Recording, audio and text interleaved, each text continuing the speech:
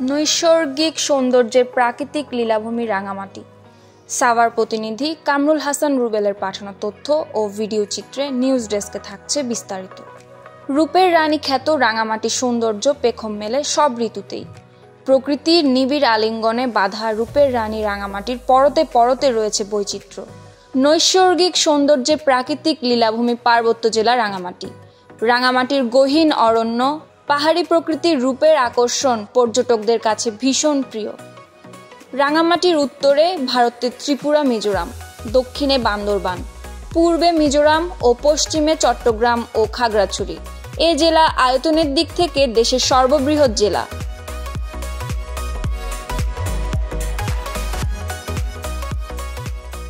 নদী ও হ্রদ, উঁচু নিচু পাহাড়, আঁকাবাঁকা পথ, সবুজ পাহাড় বেষ্টিত রিক্সাবিহীন পর্যটন এলাকা।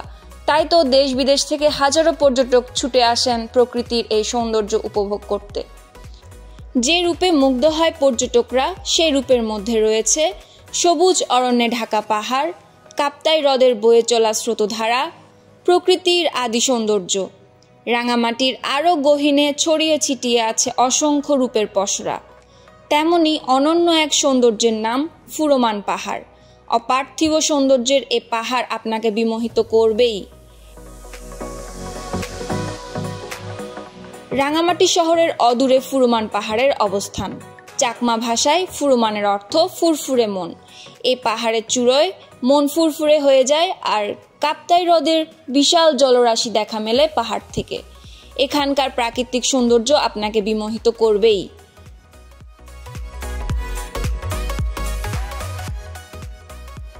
নীল জলরাশির কাপ্তাই লেক, স্বচ্ছ নীলাভ জল আর বিস্তৃত আকাশ দেখে মনে হতে পারে পাহাড়ের মধ্যে সমুদ্রের তীরে পৌঁছে গেছেন।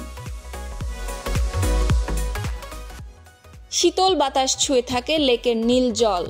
পাহাড় পেরিয়ে কাছে দূরে কেবল নীল জলরাশি। পুরো সৌন্দর্যই এক লহমায় দেখে নিতে পারবেন। চারদিকে ঝিঝি পোকার ডাক, সামনে সবুজে ঘেরা পুরো রাঙামাটি জেলা। অপার সৌন্দর্যে হারাতে আর কি লাগে। এখানে বাতাস আর নীরবতার খেলা চলে সর্বক্ষণ। এই সৌন্দর্যের কথা শহরবাসী তেমন একটা জানে না।